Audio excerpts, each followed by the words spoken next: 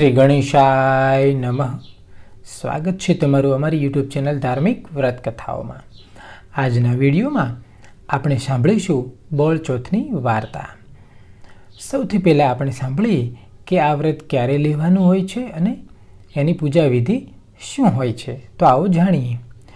બોળચોથનું વ્રત શ્રાવણ વદ ચોથના દિવસે લેવામાં આવે છે. વ્રત કરનારે આ દિવસે સવારે નિત્યકર્મથી પરવારી કંકુ, ચોખા અને ફૂલના હારથી ગાય અને વાછરડાનું પૂજન કરવાનું હોય છે તથા એકટાણું જમવાનું હોય છે. વ્રત કરનારે એ દિવસે ઘઉંની કે છડેલી એટલે કે શેકાયેલી કોઈ પણ વસ્તુ ખાવાની નથી હોતી. આ દિવસે બાજરીનો રોટલો અને મગનું શાક બનાવીને ખાઈ શકાય છે. હવે આપણે સાંભળીએ બોળચોથની વાર્તા. એક ગામમાં એક સાસુમા અને વહુ રહેતા હતા. બંને ખૂબ જ સંપીને રહેતા હતા. તેમને રહેવા માટે એક ઓરડી હતી અને એક ગાય અને વાછરડું હતા. શ્રાવણ વદ ચોથને દિવસે સાસુમા તો નદીએ નહાવા માટે ઉપડ્યા. તેમણે જતાં જતાં વહુને કહ્યું, અરે વહુ બેટા, આજે તો બોળચોથ છે એટલે હું આવું ત્યાં સુધીમાં તમે ઘઉંલાને ખાંડીને રાંધીને રાખજો. તો વહુએ કહ્યું, ભલે બા. ઘરમાં ગાયના વાછરડાનું નામ પણ ઘઉંલો હતો, કારણ કે તે વાછરડાનો રંગ ઘઉંના રંગ જેવો હતો. વહુ જરા મગજની નબળી હતી. તેને સમજ પડી નહીં કે ઘઉંલાનું ધાન કે ગાયનો વાછરડો કોને ખાંડવાના. તે તો વાડામાં જઈ અને વાછરડાને બરાબર રસ્સીઓથી બાંધી દીધો અને પછી મારી નાખ્યો.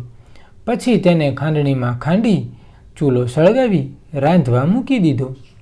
થોડી વારમાં સાસુ નાહી ધોઈને ઘરે આવ્યા. તેમણે વહુને પૂછ્યું, વહુ બેટા, ઘઉંલો રાંધ્યો ને? તો વહુએ કહ્યું, રાંધ્યો તો ખરું, પણ ઘઉંલાએ તો ખૂબ ઉત્પાત મચાવ્યો હતો. બહુ મહા મહેનતે મેં તો એને ખાંડીને ચૂલે ચડાવ્યો છે. આ સાંભળી સાસુને તો હૈયામાં ફાળ પડી.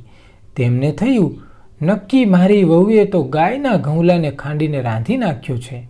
તે તો કપાળ પર હાથ પછાડતા બોલ્યા, અક્કલની ઓથમીર, મેં તો તને ઘઉંલાનું ધાન રાંધવા કહ્યું હતું અને તું વાછરડો વધેરી બેઠી. હાય રામ, હવે શું થશે? આજે તો બોળચોથ છે.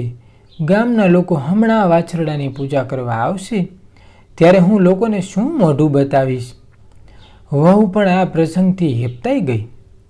પછી સાસુએ ઘઉંલાવાળું હાંડલું ટોપલામાં મૂકી હાંડલું ઉકરડામાં ફેંકી દીધું. પછી ઘેર આવી સાસુઓ અંદરથી ઘર બંધ કરી અને છાના માના બેસી ગયા.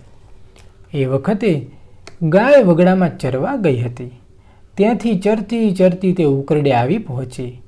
તેણે શિંગડા ભરાવી ઉકરડાને ફેંદવા માંડ્યો.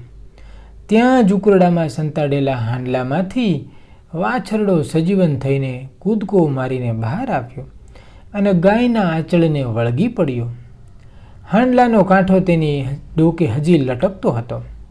આ બાજુ ગામની સ્ત્રીઓ વાછરડાને પૂજવા માટે સાસુ વહુના ઘરે આવ્યા.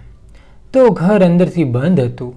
બધાએ બારણું ખખડાવ્યું, પણ અંદરથી કોઈએ ઘર ઉઘાડ્યું નહીં.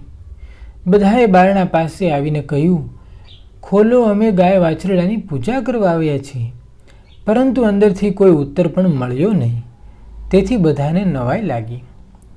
એટલામાં ગાય અને વાછરડો ઘરે આવ્યા અને વાછરડો ગાયને ધાવવા લાગ્યો. એટલે એક બહેન બોલી, અરે આજે વાછરડાના ગળામાં ફૂલનો હાર હોય, એના બદલે આ તો કાંઠલો છે. આવું કોણે કર્યું હશે? સાસુ હવે તો બારણાની તિરાડમાંથી જોયું તો ખરેખર ઘઉંલો જીવતો હતો અને તેની ડોકે કાંઠલો લટકતો હતો. ખુશ થઈને સાસુએ બારણા ઉઘાડ્યા. તેમણે સૌને આવકાર આપી અને બધી જ વાત કહી સંભળાવી. આ સાંભળી બધી સ્ત્રીઓને તો નવાઈ લાગી. સાસુમાએ કહ્યું, બહેનો, તમારા વ્રતના પ્રતાપે જ મારો ઘઉંલો આજે જીવતો થયો છે. પછી તેના ગળામાંથી કાંઠલો કાઢી લઈ અને ફૂલનો હાર પહેરાવ્યો. બધી સ્ત્રીઓએ ગાય અને વાછરડાની પૂજા કરી પોતાનું વ્રત પૂરું કર્યું. અને એ દિવસથી સઘળી સ્ત્રીઓએ વર્ષો વર્ષ બોળચોથનું વ્રત કરવાનું નેમ લીધું. એ દિવસે વ્રત કરનારે દળવું કે ખાંડવું નહીં, એમ કહેવાય છે કે ગાય માતાના શરીરમાં 33 કરોડ દેવતાઓનો વાસ છે, માટે જ બધા ગાય માતાની પૂજા કરે છે. તો હે ગાય માતા, આ વ્રત કરનારને તમે જેવા ફળ્યા તેવા સૌને ફળજો. ઓમ નમઃ શિવાય.